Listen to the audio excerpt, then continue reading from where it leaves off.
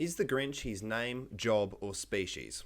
Now, it's a question that I've seen floated around on the internet for some years now, especially around this time of year, with no particular concrete answer any which way. Now, after conducting a good 20 minutes of research on the first page of Google, I have reached my too long didn't watch, which is that I don't think there is any one concrete answer to this question, but also that it's definitely probably not his occupation. Again, that's my TLDW. Now I'll ramble. The Grinch is not his job. He's unemployed. He's a hermit or perhaps sovereign citizen who lives on the outskirts of Who society on account of how much he doesn't fuck with Christmas. I can't find a source that challenges that at all, and I'm willing to roll with it as the truth. Unfortunately, that's the only part of this whole question that actually has a reasonable answer. Now, as far as species goes, I am now inclined to believe that Grinch is a word that Dr. Seuss came up with and thought sounded funny, and then began to ascribe to various creatures and beings that he came up with in his stories past that point. There are, in fact, multiple different instances of creatures called Grinches prior to the publishing of How the Grinch Stole Christmas in 1957. There are some that can be reasonably described as being of the same classification as our Grinch on account of having similar physical features, humanoid build, thick coloured wool or fur, feline facial structure.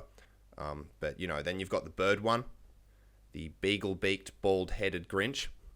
Now, the Christmas Grinch can still be a Grinch regardless of whether this thing exists or not, but I guess what I'm trying to get at is this is where I started to find some room for individual interpretation. Further to the point, I also found some sources that claimed with chest that the Grinch is a Who.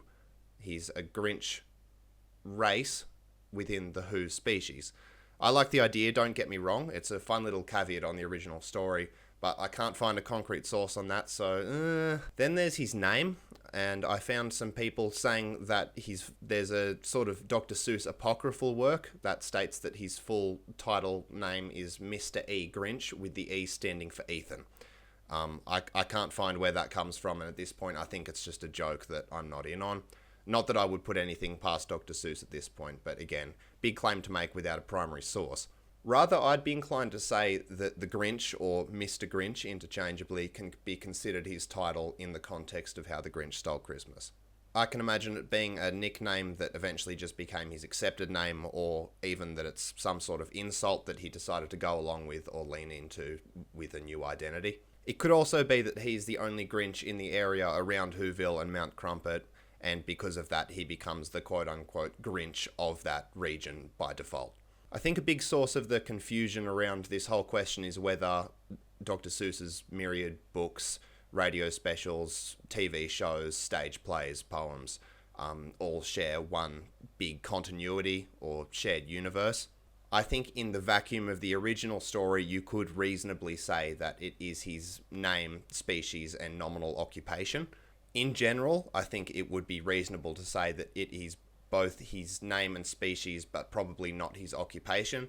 But there's a source out there that would counteract any one of those claims in kind. Dr. Seuss's impact on children's media and entertainment is undeniable, and I think could warrant an entire video series of its own. But I do also think examining the taxonomic and zoological discourses of books by the guy who wrote There's a Wocket in My Pocket is probably a less than valuable use of your time.